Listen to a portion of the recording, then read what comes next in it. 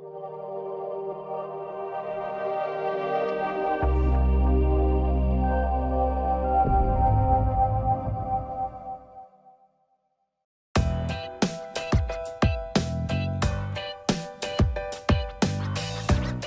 QMS Auditor Transition Series, Module 2, The Importance of Systems.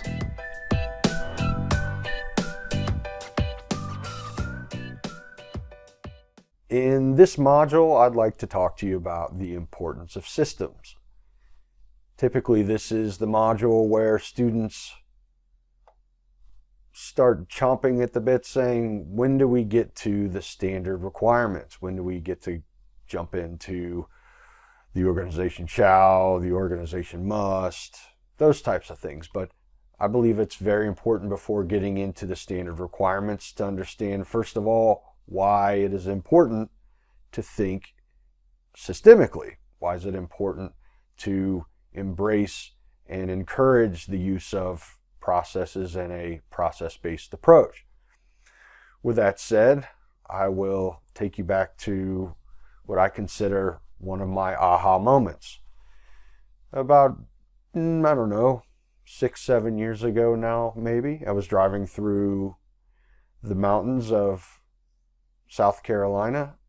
No, there are no mountains in South Carolina. The mountains of North Carolina, on my way up north, and I was listening to TED Talks.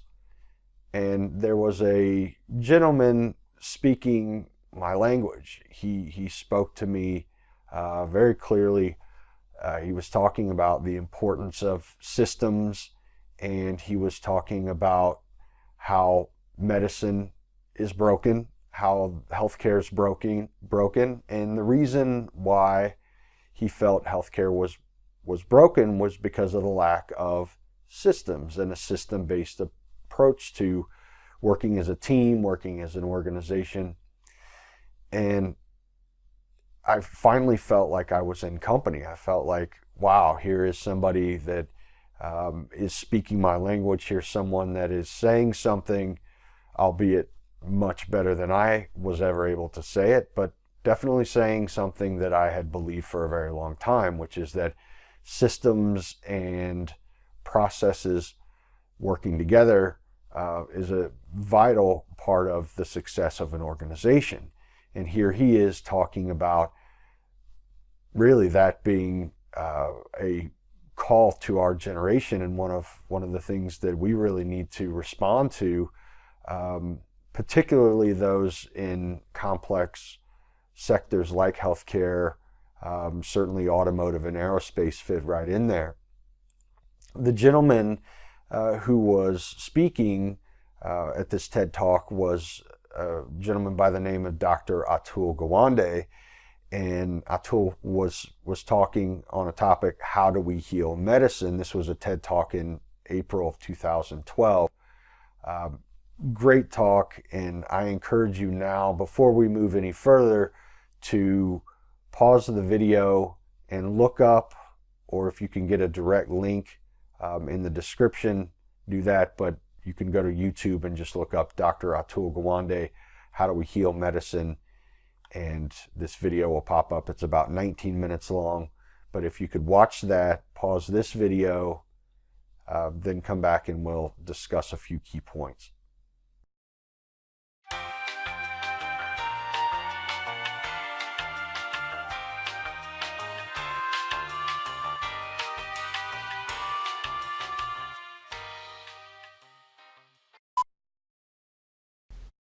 So one of the sound bites that really stuck with me while listening to this TED Talk was regarding the healthcare organization study that was conducted by Dr. Gawande and his team of 7 hospitals globally. And what he said was, when we look at various healthcare organizations around the world, the ones that are getting the best results at the lowest cost, we find the ones that look most like systems are the most successful. And I thought that was a great statement, because as I go into organizations and I conduct audits as I work with companies that are struggling with certain processes or struggling with improvement or customer complaints, supplier issues, what I find is this exact same thing, and that is when the organizations are working together, when there's good communication, when everyone knows what their role is within the team, then success is much, much easier than those that work departmentally or have objectives that might be personal or very silo approach. This was something that I felt a lot of validation as I listened to his talk, and it made me feel so good about being in company with someone that thought in a similar way that I have, that I actually played the TED Talk again right away, and listened to it 3 or 4 times before I got to my destination. For years now, I've been playing this TED Talk in our live and in-person classrooms, and think that in 19 minutes he had a lot of really, really good wisdom to convey, not only to healthcare organizations, but also to organizations as a whole and our generation as quality practitioners. Along the same lines of the TED Talk by Dr. Gawande, there's also another illustration that sticks out in my head, and it's something that I've pointed to time and time again in our various training courses, related to the shape and kind of structure of a traditional organization versus an organization with a process approach or output facing structure. So for example, in this illustration here, you can see that there's a partition in between the various departments. You have what looks like, let's say, Department C here. There's what appears to be a manager, and then associates that perhaps report to that manager in the box behind the manager. And that's your traditional shape of an organization. The folks that are behind Department C, the gal there in her Department C manager role, they're really focused on making her happy and pleasing her because she's the boss, and that the customer doesn't care ultimately if you have Department A, B, C, D, 20 departments, 1,000 departments, or just one big department. So the customer doesn't care about those functional silos. What the customer does care about is receiving the outputs that they expect. And that is something that you can see more so with the illustration on the right, which is a department approach that really has the walls taken down. There are really no functional silos. There's a lot more opportunity for communication amongst the leadership of that organization. And then you can see the individual associates in the back are free to be shifted to whatever resources may be needed at the time, versus being constrained to their functional department or silo, which is what we want. We want a systemic approach, the effectiveness and the efficiency of outputs being the focus, achieving a desired result for the customer being the focus, as opposed to pleasing your superior in your specific department.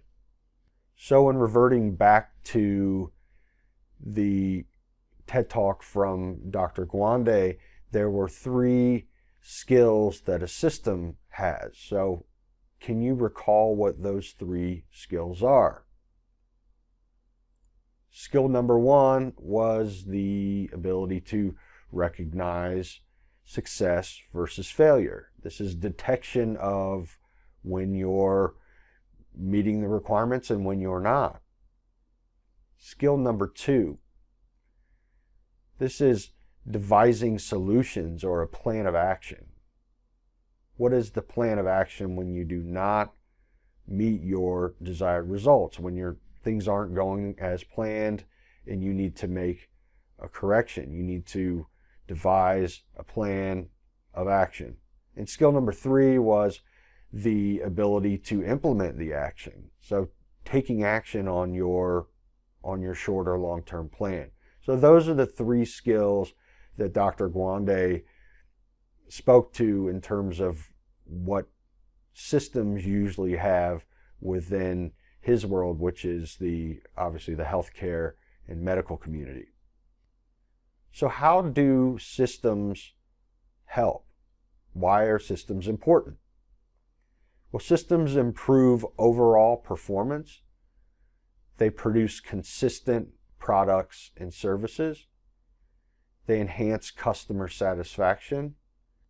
And they show that you're demonstrating conformity to a known standard. Systems also help in planning of processes and interactions, making sure that adequate resources are provided to do the job that's expected of you, minimize negative effects or undesired effects, and maximize opportunities.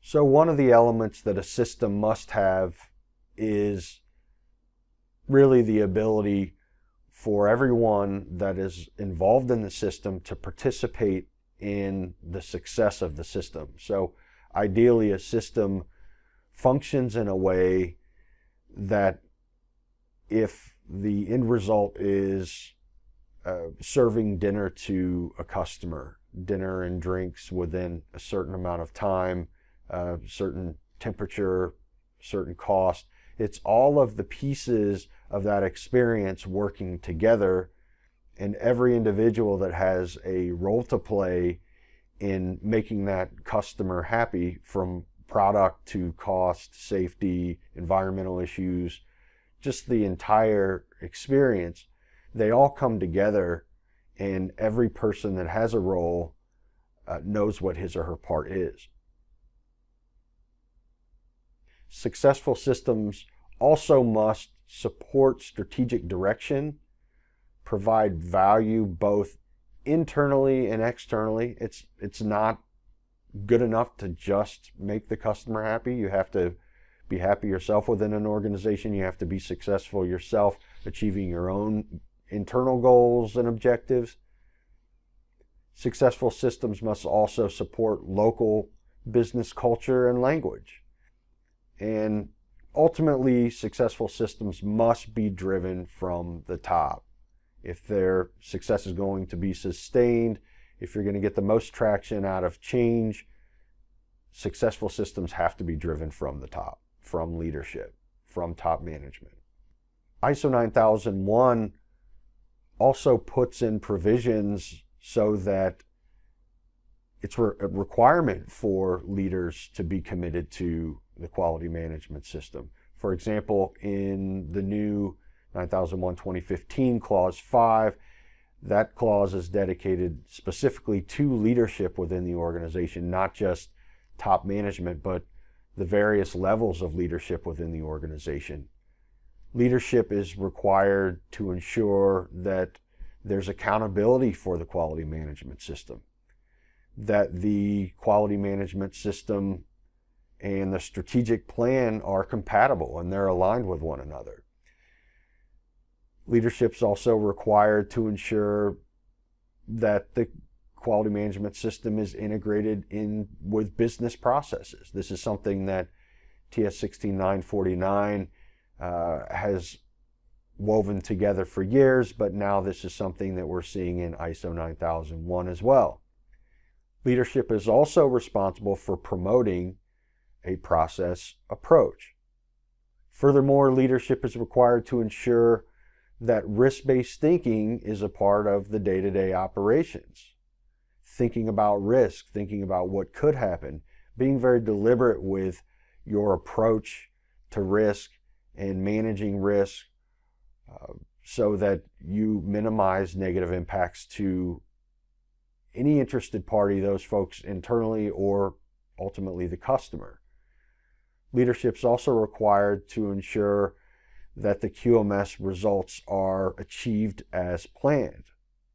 Leadership is required to ensure team member engagement, not just involvement, but the word engagement. Engagement being one of the terms that has changed from the previous version of ISO 9001, 2008 to 2015. And leadership is also required to support other management roles, which again is a new requirement that has not been in the standard before. Leadership is required per clause 5 to ensure that the customer is happy, that the customer perception is that they are satisfied with products and or services provided to them. Leadership is also required to ensure statutory and regulatory requirements are met. This is nothing new to either standard, but it is required again and reiterated that this is the responsibility of leadership, not just top management. Leadership is also required to ensure that risk and opportunities are addressed and that the 7 management principles are met. What issues are important to interested parties now? So let's imagine we're back in 1980. So women's rights, civil rights, still very hot topics. Unions were still a big part of industry back in 1980. Issues with the Cold War, just the things that we thought about and the ways that we approached customers, approached the market prior to the internet revolution, they were completely different. So now think about interested parties. Think about interested parties as your own associates at work, employees in the workforce. Are safety issues more so a concern now than they were before? If so, how? How has that changed? One of the illustrations that I like to discuss with classes is this, what's called a Wordle, Wordle, W-O-R-D-L-E, Wordle.net. And what I did is I took some common terms that I see in organizations currently, and it's very interesting. Anything from, you've got rights to energy, to treatment, team-based. We even see foosball here, flow, LGBT. So these are, or could be, significant issues today for interested parties, be it issues for retaining employees, hiring employees, creating a more comfortable environment for processes to be successful in the workforce. And these are actually issues that are now addressed as requirements within the standard. These are issues that the standard calls out as environment for the operations of processes that has never been in the standard before. We'll take a deeper dive into that requirement once we hit Clause 7 during our review of the 9001 and the IATF requirements.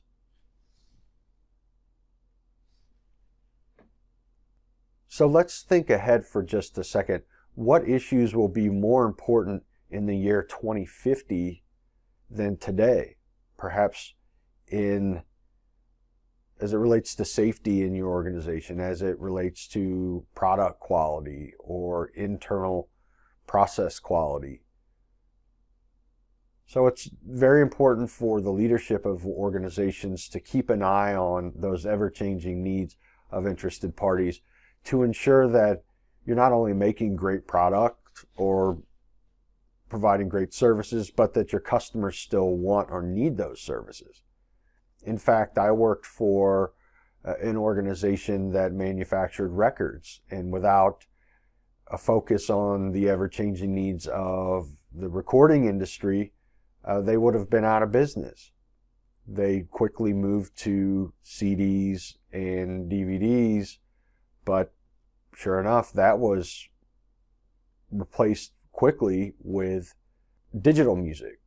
So everything changes quickly in our markets, in what it is that our customers demand of us, and leadership is responsible for maintaining that focus on the customer.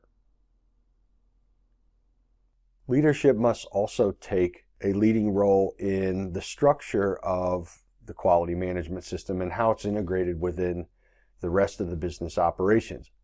Many organizations that I work with will have a very distinct quality management system that's separate from an organizational health and safety system, environmental system, or financial system. In fact, a lot of organizations that I audit or work with focus primarily on their financial or business management system and perhaps put even health and safety too low on the priorities. This illustration here shows a concentric management system, which is actually where the name of our organization came from. It's the concept of one system. In the middle, you've got financial that shares the same midpoint with environmental, quality, and health and safety. And you can see that health and safety, everything is inside occupational health and safety. There's nothing so important that you can't do it safely. And a concentric management system is seen as one system, and it's just the way that the organization works. So I very, very strongly recommend in the deployment of your transition to the next level of your quality management system, really work hard to integrate these systems together. Annex SL, which again we'll speak more about in another module coming up, that document forcing the restructuring of these standards into a 10-clause structure for all management system standards makes it easier than ever to have one system and one standard approach, one concentric management system. So just a quick review of QMS success. First of all, everyone understanding the purpose, the structure, and the intent of the management system. And obviously that needs to be led by leadership and also by your internal auditing team. QMS success is also very, very dependent on translating requirements into the language of leaders. We cannot expect leaders of the organization to understand ISO 9001 standard jargon or IATF 16949 standard jargon. We as quality practitioners, we as auditors, we need to work hard and diligent to intertwine those new requirements and existing requirements into the language of the organization. QMS success also is very dependent on distribution of execution of various parts of the management system to the natural process owners. And IATF 16949 shows the first time the use of the words process owner and the role that the process owner plays in the overall execution of the management system and improvement of individual processes. Also a plan, implement, study, and improve process based on data or PDCA approach. This has been in there, but again, QMS success is very, very heavily dependent on everyone having that mindset of PDCA. QMS success is also dependent on ensuring that assessment activities support the strategic plan.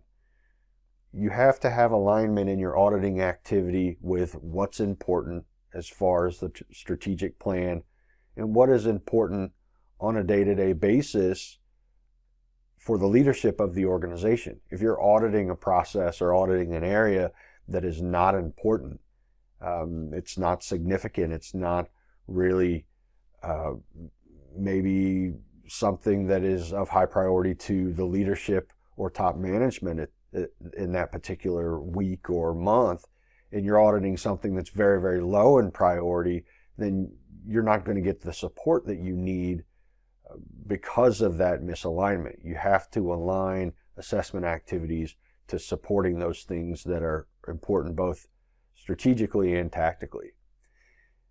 And another very important variable is selling the importance of your findings, your observations, and your actions by linking them to customer benefit, the positive impacts to the bottom line, and other benefits to the organization.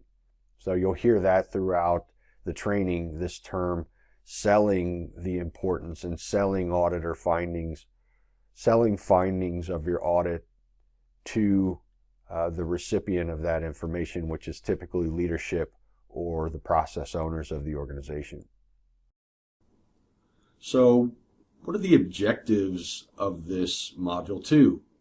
We haven't really gotten into the standard requirements yet. We're talking about things maybe that are a little bit outside of the box from your ordinary ISO 9001 or auditor training course. Well, the idea is to get you to think differently, about your quality management system. What's the purpose? How far can it take you in your improvement endeavors as an organization? It's very important for you to understand as an internal auditor the why in all of this. So why are you going through a management system deployment at all? What's the purpose? If you, as an auditing team member, don't understand that first, then it becomes very difficult to expect the others within your organization to grasp the concept of, what the management system is all about.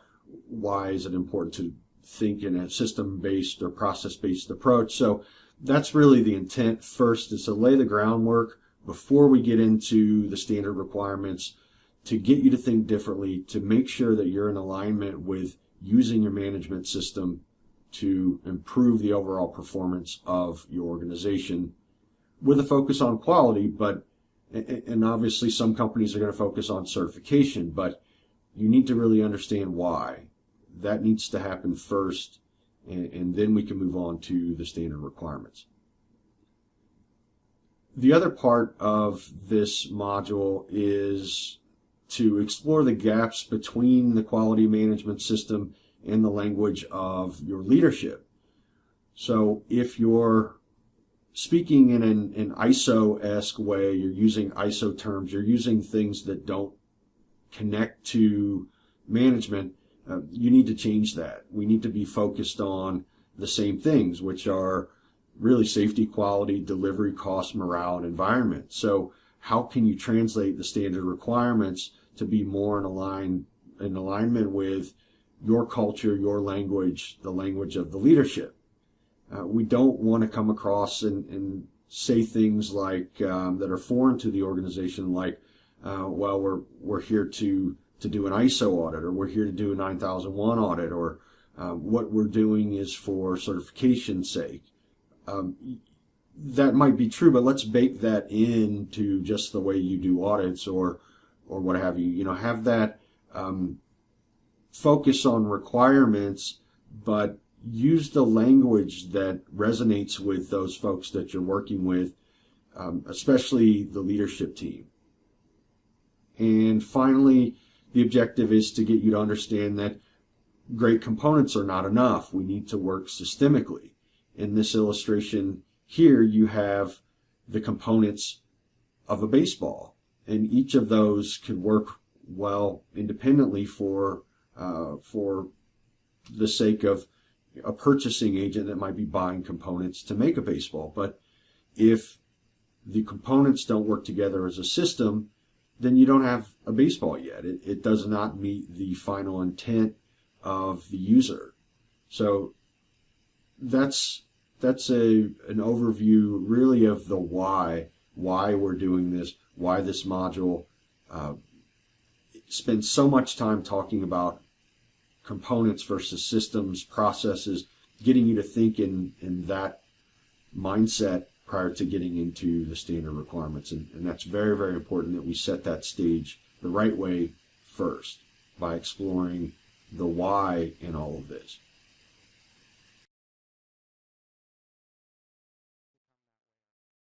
Making systems work is the great task of my generation of physicians and scientists. But I would go further and say that making systems work, whether in healthcare, education, climate change, making a pathway out of poverty, is the great task of our generation as a whole. And I think that's a great place to leave this module. I look forward to getting into the depths of the standard requirements next, and I hope that this module made you think differently about systems and why they're so important.